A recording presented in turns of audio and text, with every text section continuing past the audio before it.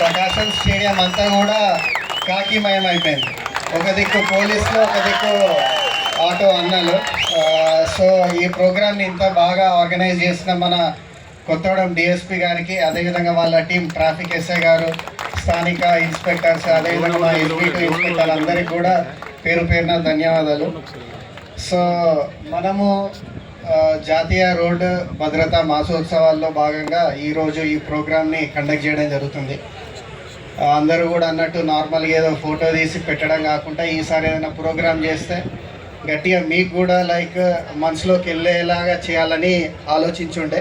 So దానికి ఇంత organise చేసినందుకు వీళ్ళందరికీ కూడా స్పెషల్ థ్యాంక్స్. సో నాకు ఎప్పుడు కూడా లైక్ ఆటో సోదరులను చూసినప్పుడు, చిన్నప్పుడు నేనంటే సెకండ్ థర్డ్ క్లాస్ ఉన్నప్పుడు నాకు ఆటో డ్రైవర్ కావాలని బాగుండేది. ఎందుకు అంటే లైక్ ఆటో ఎంత డెకరేషన్ చేసేదంటే వాడు జిగేల్ లైట్లు పెట్టేది.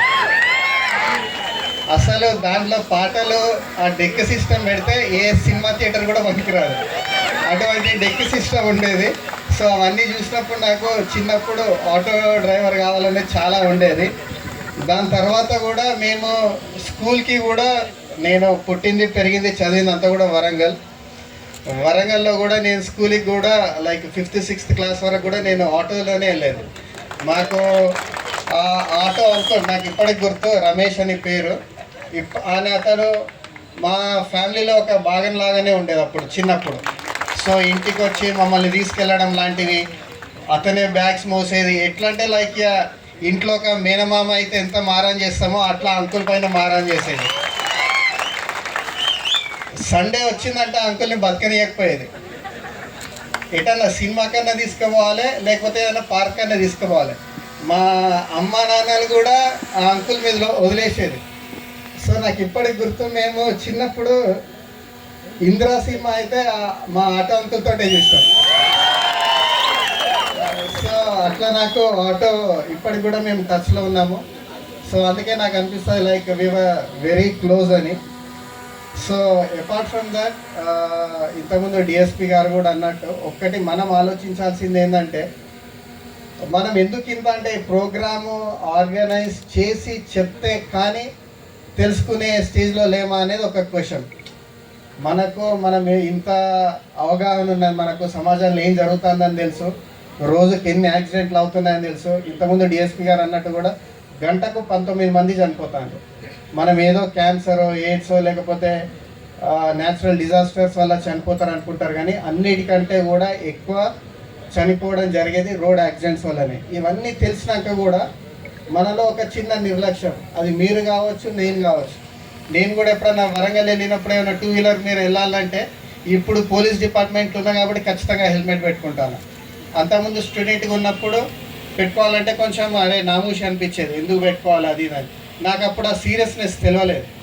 ఎందుకంటే ఇంటికి ఒక కొడుకు లైక్ 20 years దాటినాక మన అమ్మ నాన్నలు మన మీద ఎన్నో ఆశలు పెట్టుకుంటారు. అటువంటిది ఆ టైంలో ఏమన్నా అయితే ఇక వాళ్ళకు కోలుకోలేని దెబ్బ.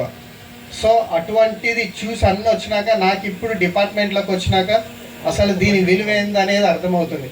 సో ఈ రిక్వెస్ట్, ఇక్కడ ఆటో అన్నలు ఉన్నారు, అదేవిధంగా స్కూల్ పిల్లలు కూడా ఉన్నారు కాబట్టి మీరందరూ కూడా ఇంటికి వెళ్ళినాక ఈ రోడ్ సేఫ్టీ ప్రికాషన్స్ ఏవైతున్నాయో, అది హెల్మెట్ కావచ్చు, డ్రైవింగ్ లైసెన్స్ కావచ్చు, ప్యాసింజర్స్ను లిమిట్లో ఉంచడం కావచ్చు, ఏదైనా కూడా ఇవన్నీ కూడా మీరు మీ పిల్లలకు ఎక్స్ప్లెయిన్ చేయండి.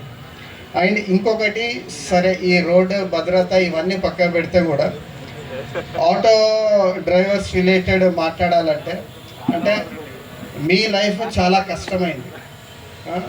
మీ టైమింగ్స్ అన్నీ కూడా ఎట్లుంటాయంటే, మీది ఒక ఆఫీస్ టైమింగ్ కాదు, పొద్దుగాల 10ంటికి పోయి సాయంత్రం 5ంటికి వద్దామన్నట్టు కాదు. మీ టైమింగ్స్ దేని మీద డిపెండ్ అయి ఉంటాయి? బస్ టైమింగ్స్ మీద డిపెండ్ అయి ఉంటాయి, అదేవిధంగా ట్రైన్ టైమింగ్స్ మీద డిపెండ్ అయి ఉంటాయి, స్కూల్ టైమింగ్స్ మీద డిపెండ్ అయి ఉంటాయి. సో ఇన్ని కష్టాలు మీరు ఒక అడ్డాలో పెట్టుకొని ప్యాసింజర్ల కోసం వెయిట్ చేయడం, అదేవిధంగా ఆ ప్యాసింజర్ను కూడా సురక్షితంగా వాళ్ళ ప్రాంతాలకు చేర్చడం అనేది not a job. And more over మీరు ఇంత కష్టపడ్డాక కూడా ఫైనల్గా మీకు వచ్చేది చాలా తక్కువ అమౌంట్, అవునా కాదా? సో కానీ అంటే ఈ రోడ్డు భద్రత పక్క పెడితే నార్మల్గా కూడా ఆటో డ్రైవర్స్ ఫ్యామిలీస్ రిలేటెడ్ మనకు వచ్చేదే తక్కువ, దాంట్లో చాలామందికి కూడా చెడు వ్యసనాలు అనేది ఎక్కువైపోయింది. అవునా కదా? అంటే సరే అంటే ఇప్పుడు ఆటో డైలీ కట్టాలి, మరి ఇప్పుడు అంటే నాకు తెలిసినంత వరకు అప్పుడు 300 ఎంతో ఉండే, మరి ఇప్పుడు ఎంత ఉన్నదో తెలియదు. డైలీ ఆటో రెంట్ అవి పోవాలి, ఇంట్లో ఖర్చులు వెళ్ళాలి, ఇవన్నీ తెలుసు. కానీ పోయేటప్పుడు ఒక క్వార్టర్ వేయాలి. అవునా కదా? క్వార్టర్ వేయాలి. ఆటో అడ్డాలు రొట్టి కూసినామంటే దౌడలు ఏదో ఒకటి నవ్వుతూనే ఉండాలి. సో ఇవన్నీ కూడా అంటే ఇవి చిన్న చిన్నవి. అంటే అదే జిల్లా ఎస్పీగా కాకుండా నార్మల్గా మీ ఇంటి పక్క అబ్బాయిలాగా నన్ను ట్రీట్ చేసి ఇవన్నీ ఆలోచిస్తే అంటే దానిపైన మనం ఎంత ఖర్చు చేస్తాను? అవునా కదా? అదే ఇంటికి పోయేటప్పుడు పిల్లలకు స్వీట్ అవి పట్టుకపోతే ఏ రకంగా ఉంటుంది? సో ఏవైతే చెడు అలవాట్లు ఉన్నాయో లైక్ తాగడం కావచ్చు, తంబాకు గుట్కా బుక్కడం కావచ్చు, ఏదైనా కూడా ఇటువంటివి మానుకోండి. ఎందుకంటే మీరు కష్టపడితే మీరు ఎంత కష్టపడతారో దానికి డైరెక్ట్ ఇంపాక్ట్ మీ పిల్లల పైన ఉంటుంది. మీరే సాయంత్రం క్వార్టర్ కానో లేకపోతే గుట్కాలు చూసిందనుకో మీ పిల్లలకు కూడా అదే ఎఫెక్ట్ ఉంటుంది. వాళ్ళు కూడా ఏం చేస్తారంటే మా నాన్న తర్వాత నేను కూడా ఆటో నడుపుతా అన్న దాంట్లోనే ఉంటారు. అండ్ మేజర్గా నేను ఇక్కడ చూసిన సింగరేణి బెల్ట్ల ఎక్కువ కార్మికులు ఉండే ప్లేస్లో కూడా ఐదర్ సింగరేణి జాబ్ ఆర్ఎల్సీ లేకపోతే ఏం లేకపోతే చదువు లేకపోతే ఆటో ఫ్యాషన్ అయిపోయింది. అవునా కదా? మీరు మీ ఫ్యామిలీని పోషించడానికి కష్టపడతారు. బట్ కొందరు యూత్కి ఎట్లుంటుందంటే ఈజీ, ఒక ఆటో తీసుకొని నడితే సెట్ అవుతుంది అనుకుంటాడు. కానీ వానికి ఎప్పుడు అర్థమవుతుంది? పెళ్ళైనాక 2 పిల్లలు పుట్టినాక అప్పుడు యాక్చువల్ సినిమా స్టార్ట్ అవుతుంది. అవునా కదా? సో ఇవన్నీ కూడా మీరు క్లియర్గా దృష్టిలో పెట్టుకొని మీకు ఏదైతే లైక్ వచ్చిన జీతం ఏదైతున్నదో, ఎందుకంటే లైక్ ఎవరు కూడా గోల్డెన్ స్పూన్ తోటి పుట్టకతోటే కోటీశ్వరుడు అయితే కారు కదా. ఈవెన్ మా నాన్న కూడా కానిస్టేబుల్, నేను కూడా పైనుంచి ఏం దిగి రాలేదు. మా నాన్న కష్టపడ్డాడు కాబట్టి నేను ఈ ప్లేస్లో ఉన్నా. రేపు మీ కొడుకు మీ పాప కష్టపడాలి, మీరు గర్వించేదగ్గ పొజిషన్లో వాళ్ళ చూడాలంటే మీరు ఇప్పుడు ప్రాపర్గా ఉండాలి. సరే కష్టం ఉంటుంది కావచ్చు, ఆ కష్టాన్ని అధిగమించి మీరు ప్రాపర్గా పిల్లలను చదివించాలి. అండ్ సెకండ్ థింగ్, మనకు రీసెంట్గా కూడా ఇన్సూరెన్స్ రిలేటెడ్ కూడా కొందరు ఎన్రోల్ చేసుకున్నారు. సో దీని రిలేటెడ్ నేను మొన్న బ్యాంకర్స్ తోటి మీటింగ్లో కూడా మాట్లాడినప్పుడు వాళ్ళని అడుగుండే, అంటే లైక్ మీరు ఇన్ని బ్యాంకులు ఉన్నారు కదా, మీరు ఎందుకు అవేర్నెస్ క్రియేట్ చేయలేకపోతారు? చాలా వరకు ఏంటంటే ఆటో అన్నలకు అసలు ఇటువంటి స్కీమ్ ఉన్నదనేది కూడా చాలా వరకు తెలియదు. సో వాళ్ళు ఒక పాయింట్ రేజ్ చేసింది ఏంటంటే, ఇప్పుడు మీరు ఏదైతే అకౌంట్లో ఇన్సూరెన్స్ తీసుకుంటారో, లెట్సే ఇప్పుడు కొన్ని స్కీమ్స్ ఉన్నాయి, ప్రధానమంత్రి జీవన్ జ్యోతి బీమా కావచ్చు, జీవన సురక్ష యోజన కావచ్చు, ఇటువంటి స్కీమ్స్ ఒకటి 436 రూపాయలు కట్టేది ఉన్నది సంవత్సరానికి, ఒకటి 20 రూపాయల ప్రీమియమే ఉన్నది. అది యాక్సిడెంటల్ ఇన్సూరెన్స్ ఏదైతుందో అది మీకు వస్తుంది. సో దీంట్లో ప్రాబ్లం ఏమవుతుందంటే, మీరు ఇన్కేస్ ఒకసారి కట్టిందనుకో నెక్స్ట్ ఇయర్ మళ్ళీ ప్రీమియం పేమెంట్ ఉంటుంది. అప్పటి వరకు మీ అకౌంట్లో ఉండట్లేదంట డబ్బులు. అర్థమవుతుందా? ఫర్ ఎగ్జాంపుల్ 436 రూపాయలు కట్టింది అనుకోండి, నెక్స్ట్ ఇయర్ మళ్ళీ ఆ టైం వరకు మళ్ళీ సేమ్ ప్రీమియం కట్టాల్సి ఉంటుంది. అది మీకు అంటే 2 వారాలు చికెన్ బంద్ చేసింది అనుకోండి అంతే. అవునా కదా? ఒక ప్రీమియం కడితే మీకు 2 లక్షల బీమా ఉంటుంది. మీరు ప్రతి సంవత్సరం ఏదో ఒకటి ఆనవాయితీగా పెట్టుకొని మీ అకౌంట్లో డబ్బులు ఉన్నాయో లేదో చూసి కట్టే బాధ్యత మీది. ఎందుకంటే మీ కుటుంబం మొత్తం మీ మీద ఆధారపడి ఉన్నది కాబట్టి 430 రూపాయలైనా 20 రూపాయలైనా కూడా పెద్ద మ్యాటర్ కాదు. కాబట్టి అకౌంట్లలో మినిమం బ్యాలెన్స్ అనేది మెయింటైన్ చేయండి. అండ్ మోర్ ఓవర్ మేము సబ్ డివిజన్ ఆఫీసర్స్ కూడా చెప్పుండే, ఓన్లీ కొత్తగూడెం సబ్ డివిజనే కాకుండా మనకు మనుగూరు, ఇల్లందు ఇక్కడి నుంచి వచ్చిన ఆటో వాళ్ళందరికీ కూడా ఇటువంటి బీమా అనేది ఒకటి క్రియేట్ చేస్తుందంటే వాళ్ళకు కూడా అష్యూర్డ్ ఉంటారు. అదొకటి. సెకండ్ థింగ్, యాక్సిడెంట్స్ రిలేటెడ్ కూడా మనకు మ్యాక్సిమమ్ 2 వీలర్స్ అవుతూ ఉంటాయి. అదేవిధంగా ఆటోలలో కూడా అవ్వడానికి రీజన్ ఏంటంటే ఎక్స్ట్రా ప్యాసింజర్స్ని పెట్టడం. డిఎస్పీ గారు కూడా అన్నట్టు లైక్ నలుగురు వచ్చింది అనుకోండి, వాళ్ళ ఫ్యామిలీ 6 మెంబర్స్ ఉన్నారనుకో, వాళ్ళే ఎక్కి అన్న ఏం కాదు అంటారు. సో వాళ్ళు అంటారు కరెక్టే, వాళ్ళు అంటానని మనం ఎక్కించినామనుకో, ఇన్ కేస్ ఏమైనా యాక్సిడెంట్ అయిందనుకో బర్డెన్ అంతా మీ మీదనే పడుతుంది. నువ్వు తెలిసి కూడా ఎందుకు ఎక్కించుకున్నావు అనే క్వశ్చన్ నీ మీదనే వస్తుంది, నీ మీదనే కేసు రిజిస్టర్ అవుతుంది. సో అటువంటి కాకుండా చూడండి. అండ్ ముఖ్యంగా స్కూల్ చిల్డ్రన్ రిలేటెడ్ ఎవరైతే ఆటో నడుపుతూ ఉంటారో బేసికల్గా కూడా టెండెన్సీ ఎట్లుంటుందంటే చిన్న అది పెడతారు ఐరన్ది అది పెట్టి దానికి బ్యాగులు బయట వేస్తూ అంటారు, అవునా కాదా? 4 బ్యాగులు అయ్యేసరికి అది బయట నుంచి వచ్చే బండికి 2 వీలర్కు ప్రాబ్లమే, మీకు కూడా ఓవర్ టర్న్ అయ్యే ఛాన్సెస్ ఉంటాయి. కాబట్టి స్కూల్ పిల్లలతోటి ఇంకా జాగ్రత్త ఉండండి. సరే పెద్దవాళ్ళన్నా కూడా వాళ్ళది వాళ్ళు చూసుకోగలుగుతారు, స్కూల్ పిల్లలతోటి చిన్న పిల్లలతోటి తల్లిదండ్రులు మీ భరోసా మీద పంపించినప్పుడు దాన్ని నిలబెట్టుకునే బాధ్యత మీది. అండ్ ఇంకొకటి థర్డ్, అంటే నేను అబ్జర్వ్ చేసింది ఆటో రిలేటెడ్ యాక్సిడెంట్స్ నైట్ టైంలో కూడా ఎక్కువ అవుతూ ఉంటాయి. దానికి ఛాన్సెస్ మీకు బండికి ముందు 3 లైట్లు ఉంటాయి, అవునా? 3 ఎన్ని ఉంటాయి?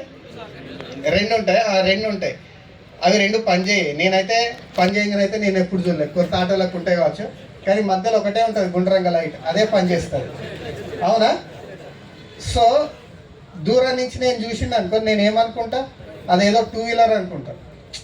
మధ్యలో ఒకటే లైట్ ఉండేసరికి నాకు 2 వీలర్ అనిపిస్తుంది. సో వచ్చేటప్పుడు నేను 2 వీలర్ అన్న కాన్సెప్ట్లో నేను పక్కకెళ్ళి కట్టుకొడతా, ఈ ఎడ్జ్లో మీ ఆటోను కొడతా. అర్థమవుతుందా?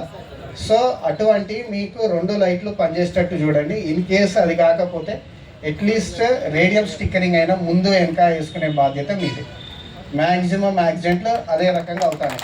ఆటో ఒక్కటే కాదు, ఇటువంటి యాక్సిడెంట్స్ ఓన్లీ సింగిల్ లైట్ వేసుకొని వచ్చే యాక్సిడెంట్లు మనకు ట్రాక్టర్లలో కూడా అవుతున్నాయి.